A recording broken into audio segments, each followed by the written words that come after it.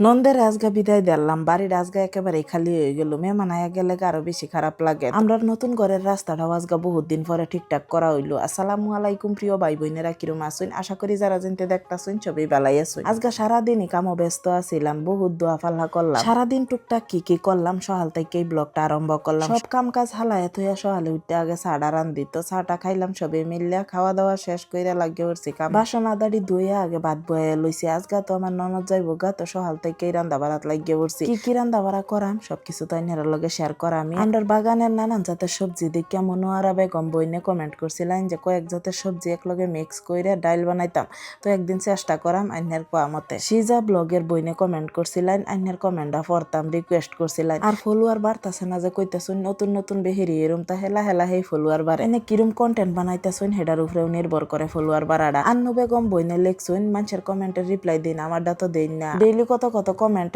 কেউ রিপ্লাই তো দিতারি না, সবাই নারাজ আমার প্রতি, রিপ্লাই দিতারি না দেখা। আইনাও খারাপ পাই না যেন, আর যারা রেগুলার কমেন্ট করতাছুন কেউই খারাপ পাই না যেন। সারাদিন কাম কাজ করি, এর ভিতরে বাড়িত মেহমান, তো সবাই তো আর ক্যামেরার সামনে আই না, সবাই তো আর দেখাইতারি না, তো এটা করতে করতে আমার দিন জাগা। কাজী আসমা সেলিম পেজের থেকে কমেন্ট আইছে, হিলা ভাই না বই না আমি বুঝবার পাইতাছি না।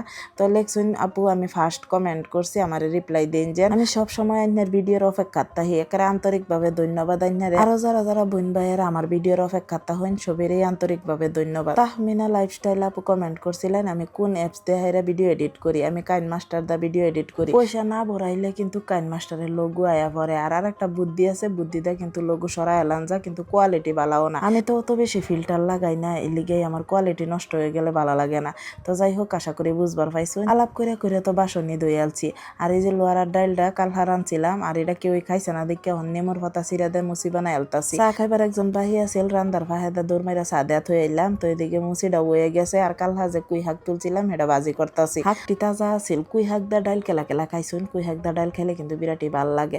আর এদিকে তরহারিও বয়া দিছি, মশলা কষানি হয়ে গেছে, এখন সবজি দেলতাছি। বহুতে একটা কমেন্ট করুন আমরা কি মাছের সবজির মধ্যে আদা বাড়া রসুন বাড়া খাই না। যারা আমার ভিডিও বহুত আগেতে দেখতাছুন তারা তো জানোই আমরা আদা বাড়া রসুন বাড়া মাছের সবজির মধ্যে খাই না। তো অন্য তরহারির মধ্যে খাই, কিন্তু মাছের তরহারির দিলে এটার গ্যাস লইতারে না কেউ। ছোটবেলাতে খাই অভ্যেস নাই তো আমরা রেবা আদা রসুন বাড়া মাছের তরহারির দেহেরে খাওয়া এই লিগেই খাইতারি না। হয়তো যদি খাইতাম রেগুলার তো কি জানি অভ্যেস হয়ে গেল। হাঁকটাও রাইন্দে আলছি, মাছের তরহারি হয়ে গেছে, দইনা পাতা দিয়ে নামাই আলবাম। আরো রাইতের মুরগির মাংস আছে, 2 জাতের মাংস।